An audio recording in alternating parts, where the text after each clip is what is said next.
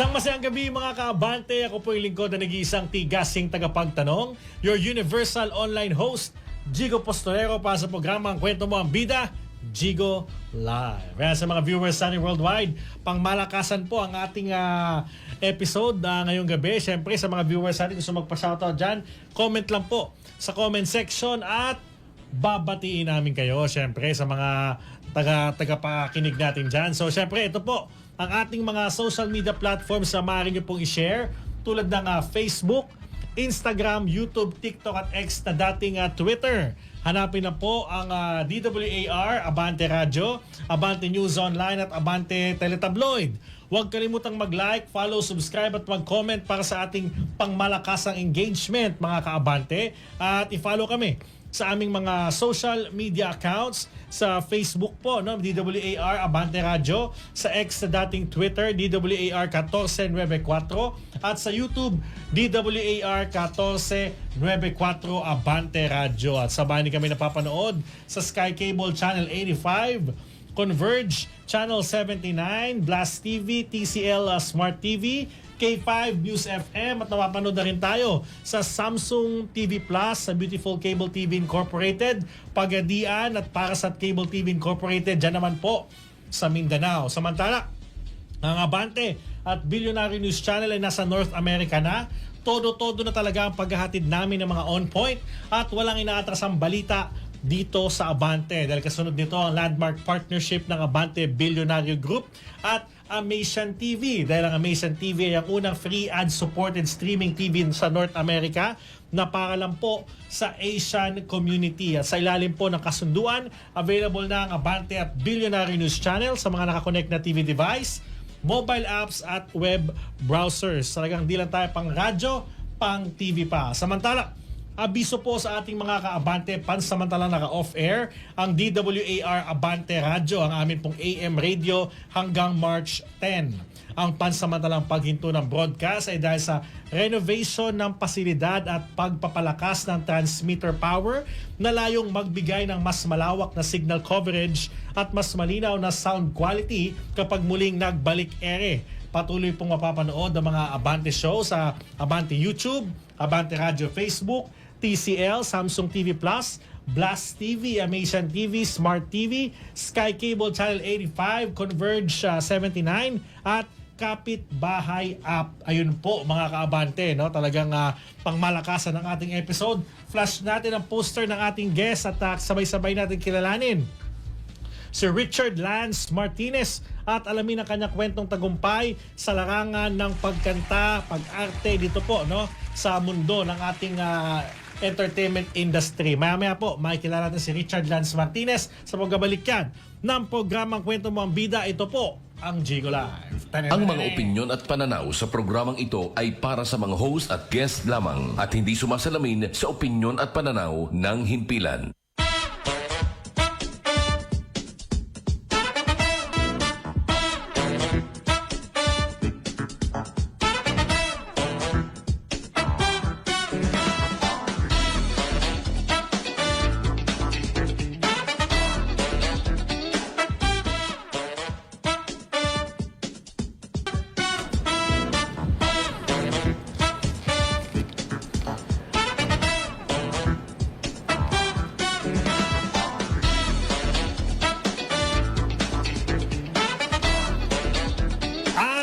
Nagbabalik sa programang Kwento Mo Ang Bida, Jigo Live. Siyempre dito lang yan sa Abante. Talagang pangmalakasan po ang ating episode tonight with our special guest. Talagang pangmalakasan ang ating special guest ngayong gabi mga kaabante. Mga kasama natin Sir Richard Lance Martinez. Sir Richard, welcome po sa Jigo Live, sir. Magandang gabi sa lahat ng bumubuo ng Jigo Live. Magandang gabi sa lahat ng televiewers. Yon. Worldwide tayo. Ayun. Di ba?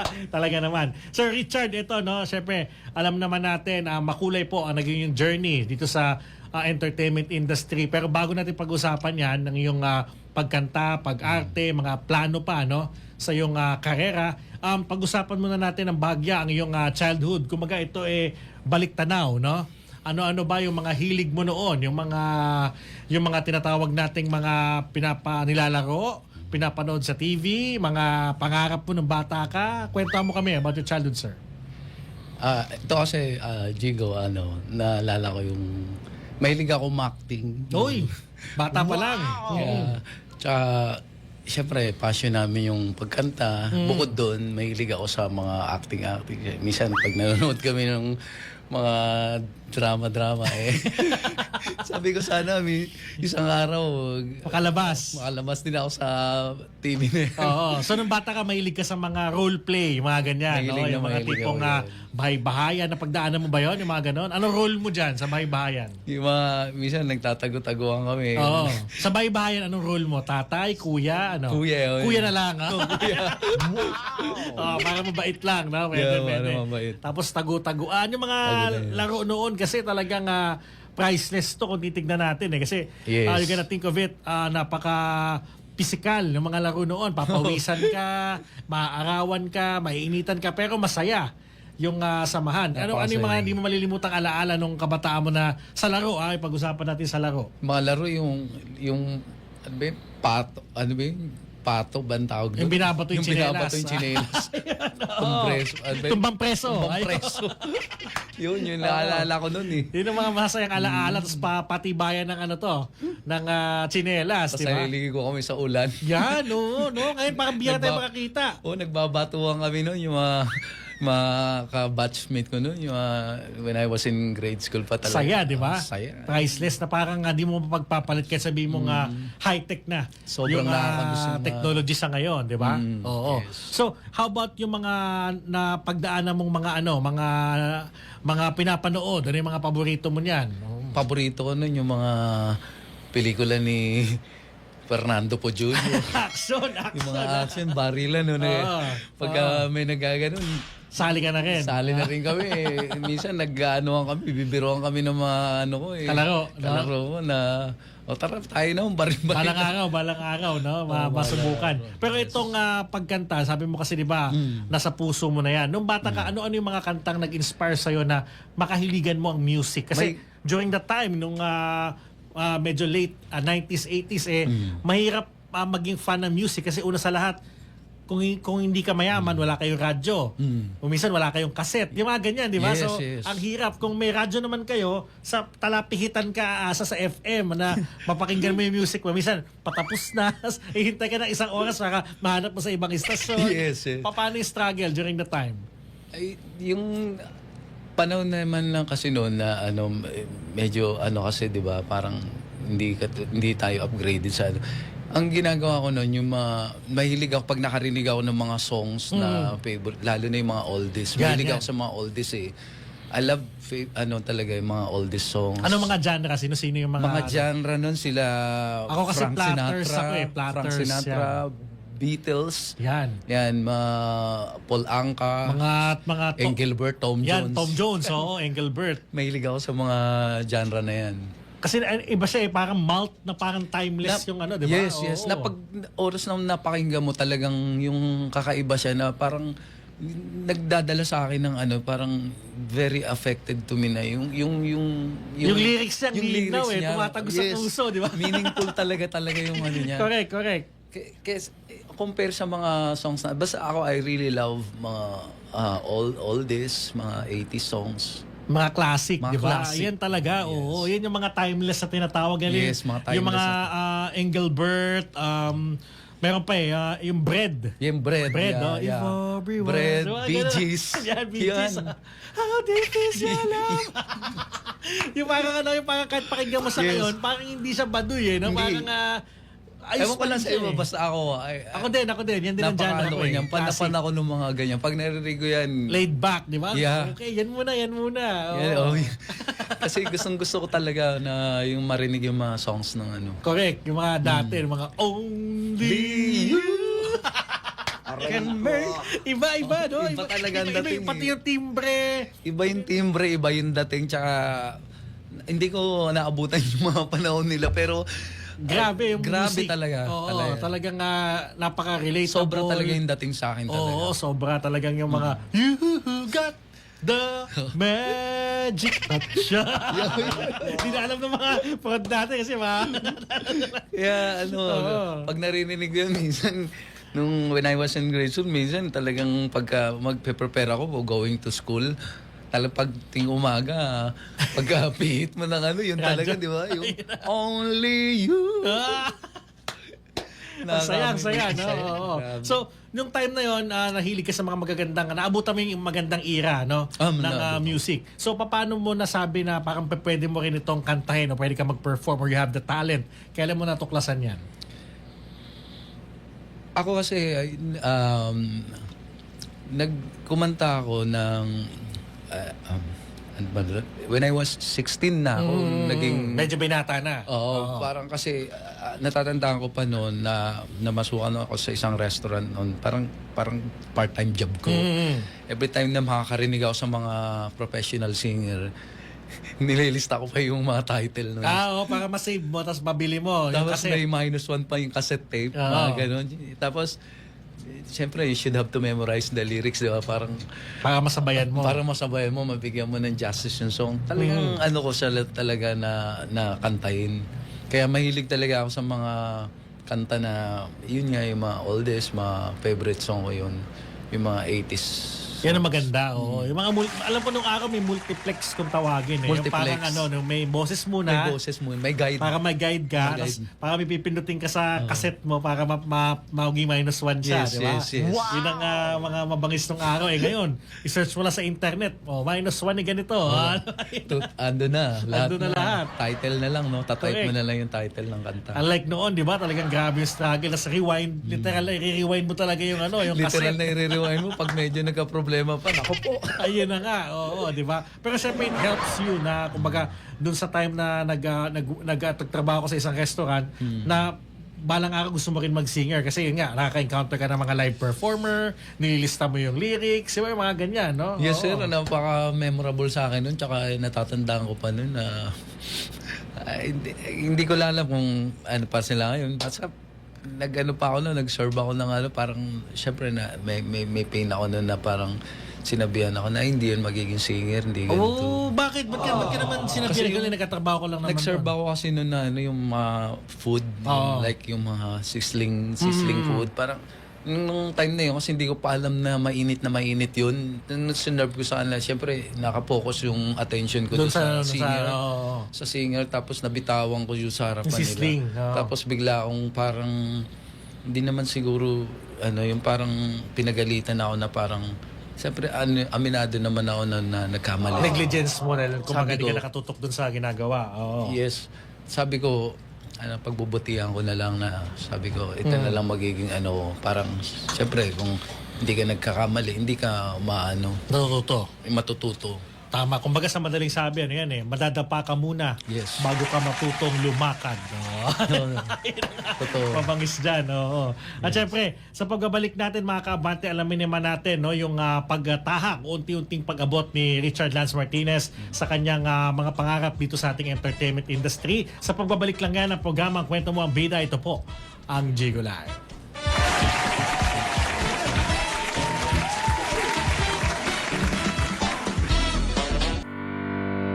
Mula sa mahahalagang issue, hatid ng Abante ang tamang timpla ng impormasyon at libangan.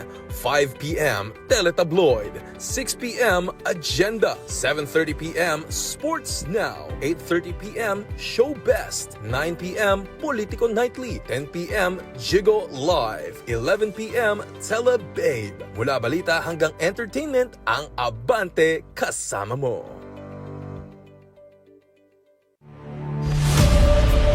Sa likod ng bawat eksena, ilalantad ang ebidensya. Susuriin ang bawat detalye. Isisiwalat ang katotohanan. Tabloid! Lunes hanggang Biyernes, alas 5 ng hapon. Dito lamang sa Abante.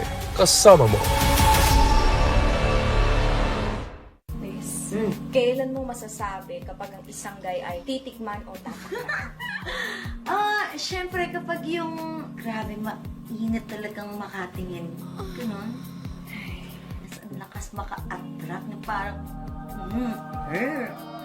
Ganun. Eh, kailan mo naman masasabi pag tatakpan? Eh, syempre kapag yung hipo lang yung tingin sa'yo, no?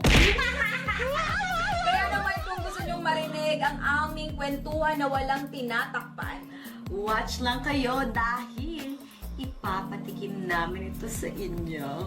dito lang sa Telebabe. Lunes hanggang Biyernes, alas 9:30 hanggang alas 10:30 ng gabi. Abante Reels. Mahigit 300 piraso ng memorabilia mula sa seryeng Doctor Who ang ipinasubasta online. Ang online auction ay pinangasiwaan ng prop store at nagtatampok ng mga sikat na props at costume mula sa mga palabas sa loob ng nakaraang 20 taon. Kabilang rito ang mga ginamit ng mga aktor na sina Matt Smith, Peter Capaldi, Jodie Whittaker at Ncuti Gatwa. Kasama rin sa mga isinubasta ang isang TARDIS prop mula sa episode ni Jodie Whittaker na Eve of the Daleks na may ilaw sa loob na nagbibigay ng pulang liwanag na medyo nakakatakot. Tampok din ng anti-cyber gun ni Clara Oswald. Nagsimula ang auction noong February 3, 2026 at magtatapos sa February 19, 2026.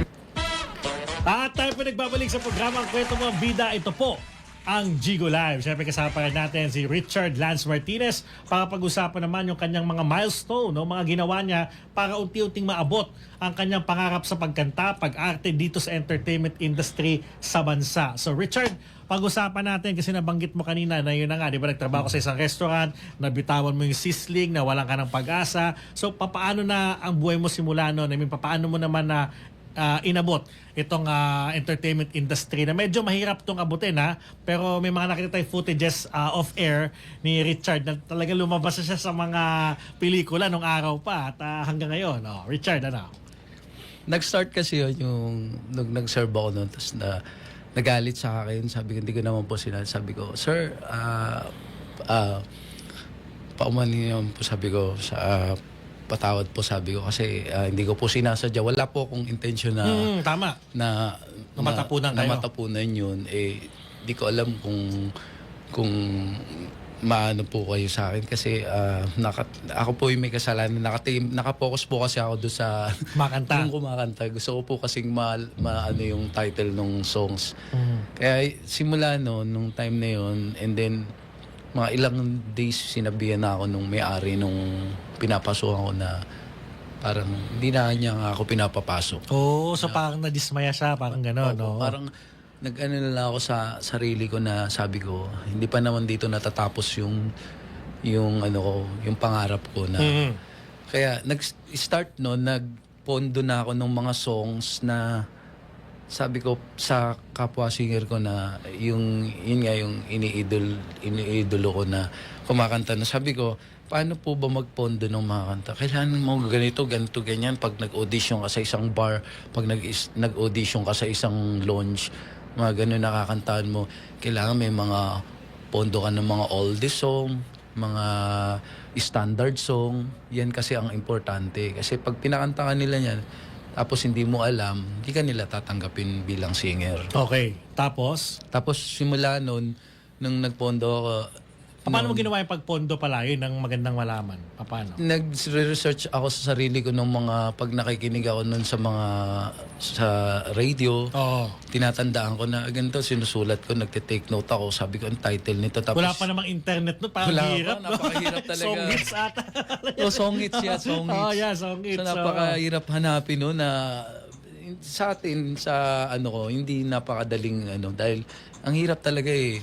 So, pagka hindi mo nalaman nakalimutan mo yung title, tapos hindi mo nalaman yung tono, ang hirap niyang i-recall siya. Tapos nung nalaman ko na, hindi ninanap ko na sa mga, pag pumupunta ako ng mga department store, hinanap ko yung mga cassette tape niya, yung mga title niya, example, yung mga Best of Frank Sinatra, Best of Paul Anka, Engelbert, Tom Jones. Nanap ko na yun. Ang dali ko na siyang, nung nagsikap na ako magtrabaho, may ibang mga alternative ako na, ibang part ng job ako na ginawa noon.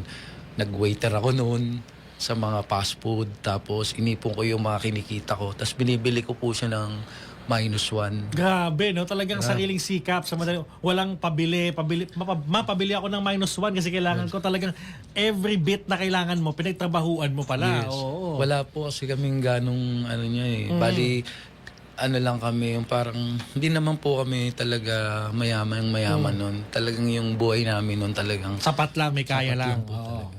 Tsaka talagang sanay kami talaga nung maliliit na lumalabang kami pag may mga liga, Yan, o contest, oo. singing Correct. Oo. Lumalabang kami Kaya kaya barangay, oh. barangay kahit minsan ang premyo isang sakong bigas. Oo. Okay na yan, tulong na sa bahay. Tulong na Correct. sa bahay, makabubuhay niyo yung mga isang plastic ng mga sardinas. Ano mga pyesa mo noon during the time? Ang mga Oo. pyesa ko nun, mga Tom Jones talaga panlabang ko, no? Basil Valdez. Yan, no? Basil Valdez na. Yan. Ano to, ha? Yung mga- Cast your burdens upon me. Yes. Those who Pag-aalaman yung edad natin. ha? Marco Season, Yan, yan. Marco Season. Yan, Mga gusto ko yung ganun, mga no? songs na Correct. yan. Oh, then, Mga contest piece ko talaga yung mga... so yan talaga yung time na yun. Rico Talaga, J. yun Puno. yung mga birit, eh, no? Yes. Ala-ala. Pag gumano na yon, alam mo na may bitaw yung kalaban mo, no? Yes, Pag nagsimula ng ala-ala nang tayo. Bungad pa lang eh. Oo, di ba? Grabe yung mga, Grabe classic talaga na mga yun. kanta. Then, nung time na yon, yun nga, sumasali ka sa mga contest, pangbigas, Tapos noon, nung nakakatulong na ako, minsan natutuwa na si mama, si papa na lagi akong meron dalang mga, Oo, di. mga groceries, mga bigas. ang dating kasi nun, may, parang, may future, mapapakinabangan pala yung talent mo, parang ganon, di ba? Oo. Sabi ko, thank you kay God na binigyan niya ako ng talent na ganito, na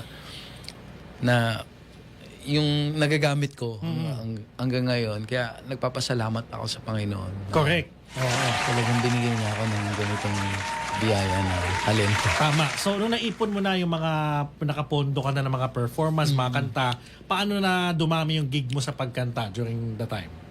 That time, naganap naman ako ng mga, sabi ko, gusto ko naman na kumanta sa mga part ng Maynila. Gusto ko naman kumanta sa mga KTV bar, mga... Kumbaga dati, nanonood ka ng ganon, ngayon ikaw naman ngayon yung papanoorin, parang ganyan. Oh. Yes. Pero sabi ko, kaya o kaya? Sabi ko, kaya to. Sabi ko, basta lakasan ko lang loob ko. Nung minsan na pumunta ako sa Maynila, nag-ano pa ako ng mga prospect ko kasi Maynila talaga. Quezon City, and then Mandaluyong, yung mga yan. Pagka nakakahanap ako ng mga KTV bar, pinapasok ko yun. Sinasabi ko sa mga owner na pwede po bang mag-audition? Tapos pinapatuloy nila ako, pinapakanta nila ako. Sige, sabi niya, try mo dyan, sabi niya. Sige, mag-prepare ka ng 3 songs, 4 songs. Tapos pag pinapakanta ko, okay, sabi niya, anong schedule lang pwede sa'yo? Mga ganun. Tapos habang sinasabihan nila ako ng schedule, natutuwa ako, parang napaka-blessing ko pag binigyan nila ako ng schedule na yun. Kasi sure na yun eh. Oo. Sure na nakakanta na ako pag binigyan nila ako. Pagamat minsan, may mga gig na hindi natutuloy kasi nga dahil merong parang, hindi ko naman sinasabing may mga sumasabot tayong mga nganta ibang singer. Siguro, parang hindi lang nila ako pinapatuloy or may mga sila na may mga singer din sila na iba. Pero hindi sa akin naging Hindrance, so nagpumigil. Oo. hindi sa akin naging hadlang yun para pinagpatuloy ko pa rin siya hanggang sa lumalaban ako ng nakakabalita na ako na may mga contest sa mga TV network. Sinasalihan ko na siya. Tapos, So, ibig sabihin, tinatsaga mo yung pila. Yung Yes. mga ganyan. Kasi pagka sinabi mong contest ng TV network, kung mahaba yung pila ngayon, mas mahaba noon. Kasi yun lang talaga ang Yes po. source, di ba? Unlike Yes. ngayon, pwede mag-online application, di ba? Oh, then, tinatsaga ko yun na nagko-commute ako from... Kasi kami more on Bulacan talaga. so Valenzuela. dayo to pa. Yes, dayo. Parang dating Bulacan, Valenzuela, dadaka pa ng Caloocan Monumento papunta ng mga network. Ayan. Hindi ganun kadali pero inaano ko kasi sabi ko siguro talagang ganito talaga, sabi ko, kailangan ko talagang tiyagain. So yun, minsan pipila ako, tapos daming mga auditioner. Minsan ang gagaling talaga na intimidating yung mga dating, talaga ang galing. Kaya sabi ko, paano kaya? Sabi ko, sige, sabi ko hanggang may pag-asa, may buhay, may pag-asa talaga. Sabi ko, wow! Ayun, hanggang sa mga nade-develop ko yung mga ano ko. Minsan kasi, sabi ko, paano ba itong gagaling? Sabi ko, minsan, sabi ko, parang gusto ko na umurong. Minsan nasa ano ko. Kasi hindi naman talaga ako, minsan, ako kasi nung ano, hindi ko talaga masabing kagalingan ako. Kumbaga parang, the more na nagiging ano ka, yung na-upgrade mo yung, nade-develop mo yung ano, pag lalo na nakikita mo sa ano mo yung magagaling na singer, nakakakuha ka ng mga techniques. Yan, tama. Ng mga pagkanta. So yun, pinag-aralan ko yun. Tapos diction, tapos yung kung paano ka humarap sa tao. Tama. Tamang postura. Di ba? Tamang Mga postura, ganon, yes. oo. Kailangan po yun kasi yun yung inaanuhan eh. Winning na factor, di ba? Oo. kailangan talaga, importante yun sa mga nganta, sa mga musikero. Kaya yung pinag-aralan ko yung pananamit, the way you talk, the way you dress. So sa damit, ayan, paano mo ngayon minix and match yan? Siyempre, pag nakakita tayo, parang bagay sa akin to. Saan mo ngayon hahanapin? Yun ang ano dyan, di ba? Yun nga eh, nung una hindi ko alam kasi kung anong gagawin kong style sa kung anong bagay, sa di ba? pananamit. Ang hirap kasi wala naman ako noon talaga kasi Walang stylist, walang mga stylist, ganyan, walang no? mga wardrobe consultant, walang mga tumitingin ako sa mga Magazine. magazine. Sabi ko, kaya to pwede kaya itong mga example, itong long sleeve na to, ano kaya ito bigyan ng justice? Oo. Sabi ko, pwede partner slacks. Tapos minsan natatawa ako kasi nung mga flat shoes, di ba? Oo, tama. Uso yun. Oo. Kasi yung that time syempre budgeted lang, hindi naman kami gaano kaya makakaano nun na minsan budgeted lang ako. Sabi ko, I don't have that much para paano ko mabibili yan? Sabi ko, how can I buy? Sabi, Yung mga may pinya-pinya yun nung araw eh. Yun yung mga medyo uso nun. Tapos walang medyas. Di ba? Ganon, di yung ba? mga alam niya rin. Oo, tama. Oo. Kaya yun, tapos nung nag-makeup ako, nag-abroad ako, hinahanap ko yung sarili ko sa abroad. Tapos, nung sabi ko, nag-audition ako nung sabi ko, paano kaya punta ng, gusto ko Japan. Eh naririnig ko nun yung Japan na yun na maraming mga Japanese na Entertainer. entertain, na kumuha sila ng mga singer. Sabi ko, inanap ko nun, sabi ko, meron akong friend na nakausap nun na sabi ko, gusto mo, sabi niya, paano ba mag-audition sa ganyan? Punta ka dito sa Pedro Hill. Sabi niya, meron darating na Japanese sa ganitong date. Tapos yun nga, yung pinag-audition niya ako. Actually kasi may alam na akong Japanese song noon. Kasi may mga kapatid na ako sa Japan. Pero ayokong Gamitin yun. gamitin niyo, ayokong humingi ng tulong sa Parang kapatid ko. dali niyo ako dyan. Oo, Ay. gusto ko yung sarili kong Tama. yung sarili kong kakayahan. Correct. Na kung ano yung kaya ko, magagawa ko na hindi ako maasa sa mga kapatid ko. Kasi may kanya-kanya kasi silang buhay. Hindi natin alam kung ano pinagdadaanan nila. Pwede diba? rin naman akong humingi ng tulong sa Pero kanya. choice mo talaga na maging self-made. Yes, Ayun, yes. perfect. Then, Yes. Then, nung nag-audition ako, nakuha ko nung Japanese, siyempre yung kinanta ko noon na, natatanda ko pa yung Remember Me yata yun. ni Renz Berano. Ni Renz Berano yun. Nung kinanta ko noon. Bagang puso. May ano kasi yun translation sa, original kasi ng Japanese talaga. Okay. So, remember me na Japanese yung kinanta mo, yung Tagalog? Yung Japanese talaga. Wow, lupit ha. Oh, ang hirap nun. Talagang binigyan ko talaga ng justice yung sa harapan ng Japanese. Saan nasabi sa'yo? Sabi Nagulat siya. niya, sige, ang dami naming auditioner that time, siguro, I think, 300 plus. Grabe. So, may kinuwang dancer and singer. That time, ang kinuwang singer, 20. Oh, So, hindi ako nagkakamali na ako yung unang tinawag. grabe. So, sure na talaga. Sure na para sa'yo talaga. Yung Sabi slot nila, mo, oo. sabi nilang nung may booker na tinatawag nun eh. Sabi niya, booker ba? Tama, promoter. Oh, yan. Yan yung Oo. mga ganyan. Sabi niya, pag napili ka, pasok ka dun sa kabila, kakausapin ka ng Japan. Sabi ko, hindi ako marunong pa mag-Japanese. Sabi ko, hindi sige, pag kinausap ka niya, ako kakausap.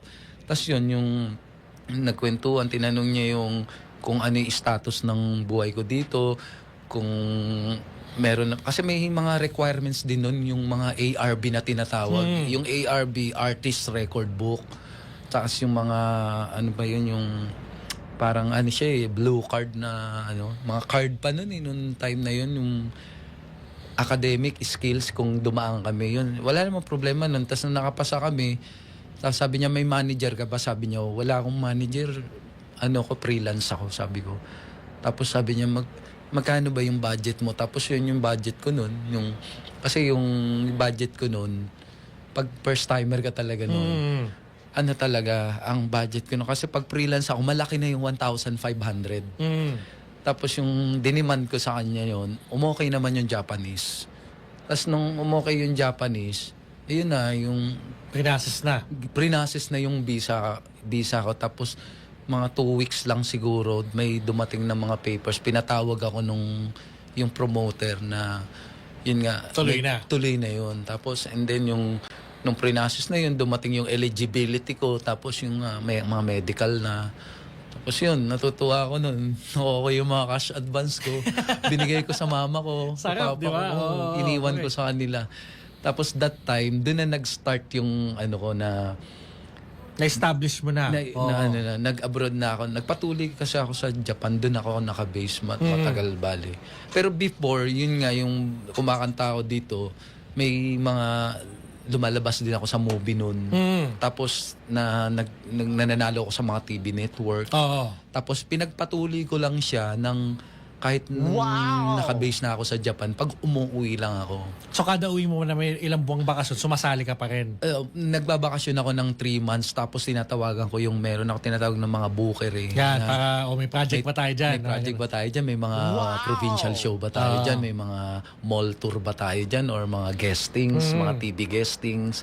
Ayun, sabi niya, yun, yung mga racket, kung tawagin. Tapos yun, hindi naman ako nawawala ng ganun, ng mga racket. Kaya thankful din ako sa mga yung kapwa ko na mga entertainer na kasama ko sa music industry. Di ba? Parang natin tulungan. Tapos ang maganda nito, malinaw sa sinag ng araw na sipag at saga talaga yung naging susi ni Richard para maabot niya yung kanyang pangarap na hanggang ngayon. Biro mo, hindi pa kayo siya tumatanda, di ba? Talagang nakapostura talaga sa bilang performer, singer. Grabe, talaga makikita mo yung disiplina kasi nga puhunan talaga niya kanya sarili sa industriyang ito. Yes, diba? Yan ang pinakamahalaga dyan. At syempre, sa pagbabalik natin, makakasama pa rin natin si Richard. Dito lang yan sa programang Kwento Mo ang Bida. Ito po ang Gigo Live.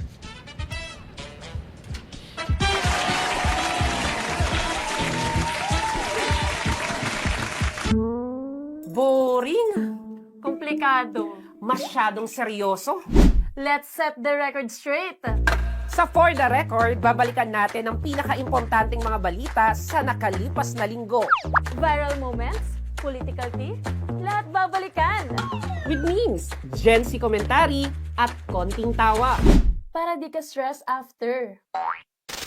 Sabi nga nila, life is hard enough. Kaya dapat ang balita May extra flavor! For the Record, tuwing linggo alas 9 ng umaga. Kasama ang hosts na sila Charmaine Abong at Ryan Reloban. Dito lang yan sa Abante. Kasama mo. Abante Reels. Bumida ang mga alagang aso sa Carnival of Concordia sa Cochabamba, Bolivia.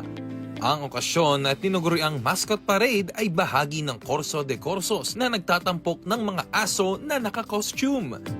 Ganado naman ang mga pet owners sa pagrampa ng kanilang mga aso. Ang ilang pet owners, kapareho pa ang costume sa kanilang mga alaga.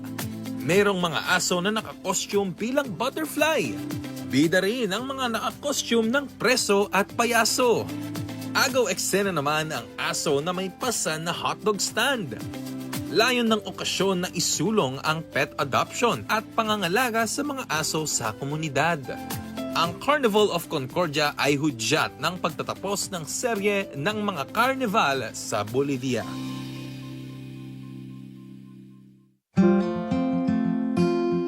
Alam niyo ba, kaabante, na ang panliligaw ay hindi lang text, hugot o kilig sa social media. Mula pa noon, ito ang pinakamagandang paraan para iparamdam ang pagmamahal. Ako po si Dea Ong at ito ang What the Fact? Paano nga ba nagsimula ang panliligaw? Noong panahon ng ating mga lolo at lola, ang panliligaw ay isang sining. May kilig, may respeto na paraan upang madaling makilala ang intensyon. Liham, tula at bulaklak, kung saan isinusulat ang damdamin sa papel. May mga nakatagong simbolo tulad ng rosas para sa pag-ibig o dama de noche para sa lihim na paghanga. Si Renata Oharana, dadalhin ang gitara sa bahay ng babae at kakantahin ang kanyang paboritong awit. Ito naman ay senyales ng tiyaga at dedikasyon. Minsan may kasamang prutas, tsokolate o maliit na handicraft bilang simbolo ng sinseridad. Meron ding kasamang gawaing bahay tulad ng pagsisibak ng kahoy o pag-iigib ng tubig sa balon bilang simbolo ng pagiging maalalahanin na handang magsakripisyo. Paminsan nag-aalok din ng manok, baboy o isda bilang tanda ng sinseridad at kakayahang magbigay, pati rin bilang simbolo ng pag-aaruga at responsibilidad. Sa madaling salita, ang panliligaw ay isang ritual ng paggalang, tiyaga at pagmamahal na may kasamang simbolismo. Hindi lang basta kilig, may mensahe at intensyon sa bawat galaw. Ngayon, ang panliligaw ay maaari ng sa text, call o social media. Iba na ang paraan, pero ang secret ng tagumpay? Consistency, sincerity at mga kilig moments na hindi maikakaila. Kaya bago kakainin ng katorpehan, tanungin muna, ano nga ba ang move na hindi lang kilig, kundi may klasikong panliligaw vibe? Muli, Dea Ong po para sa What the Fact, dito lamang sa Abante, kasama mo.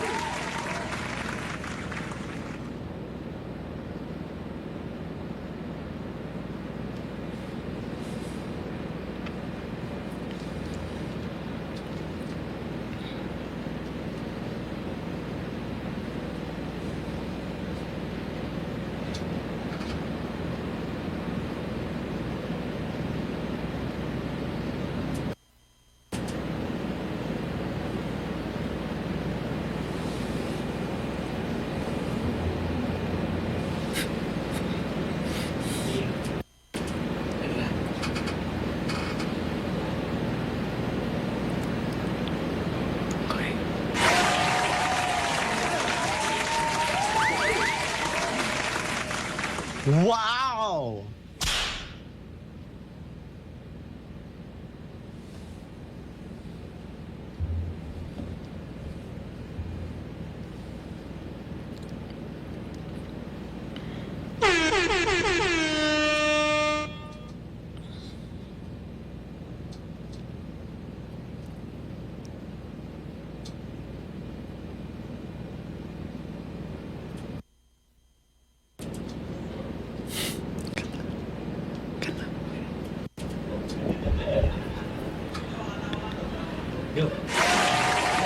Ituring mong kahapoy waring panaginip lang.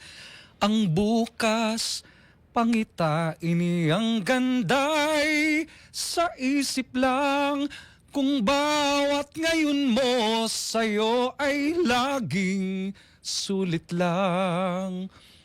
Kay ganda ng buhay,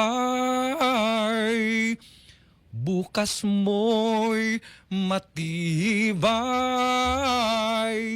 dahil lang sandigay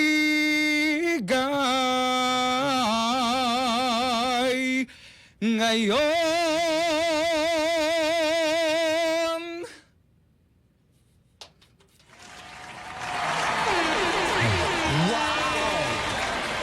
I think I finally know you.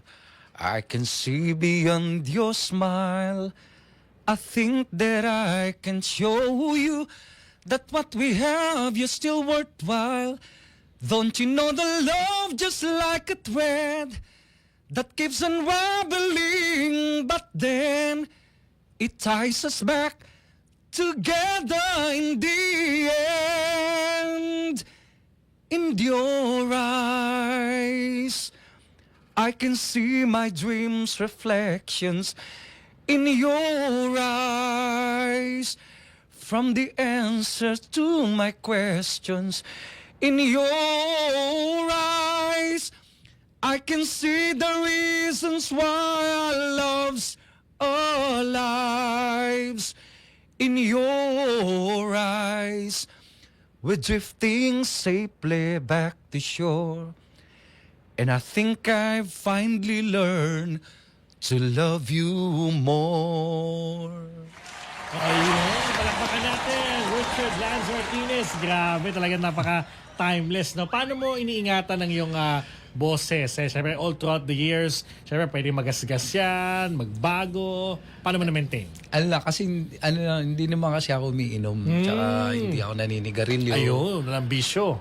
Tsaka pag during may mga event na kakantahan, discipline lang. Yung bawal yung mga ice cream. Sa akin siguro.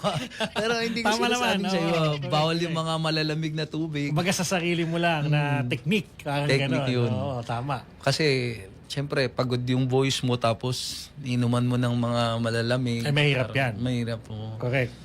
Tsaka yung mga matatamis. Medyo bali niya, yung negative mga- yan. Oo. Kasi nagkakrak yung... Oh. How about yung diet? Kasi nakikita ko lean ka pa rin hanggang ngayon eh. I mean, mayroon ka bang routine? Like, let's say, 1 meal a day? Ano?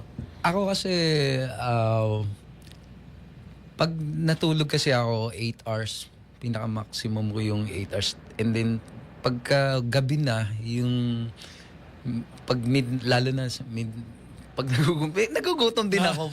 Pero minsan hindi na ako nagra-rice pag midnight na. yun nga, Kasi oo. yun nakakaano. Kaya pwede na naman kumain ng kanin. Basta, patutunayan mo lang siya ng 3 hours. Dapat more on water. More on water, vegetable, tsaka yung... Ako kasi yung ginagawa ko sa Japan, yung potato. Mashed potato?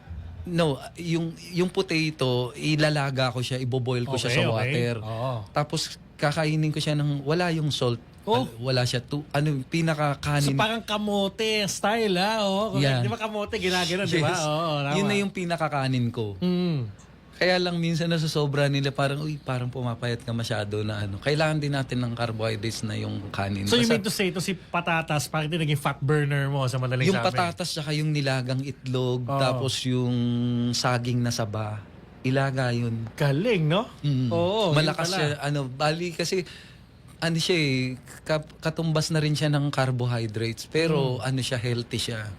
Hindi siya yung, paglalo na kasi ang rice kasi na puti, malakas kasi yun, matamis kasi na tao. Oo nga naman, no? Correct. Tsaka ako kasi, hindi kasi ako nagso-soft drinks. Hindi ako mahilig sa mga carbonated, sa mga soda. Tubig talaga. Tubig talaga Fresh malakas. Ang juice, ko lang mga ganun. talaga sa inyo, yung kahit tulog, importante din talaga yun. Tubig, mas marami.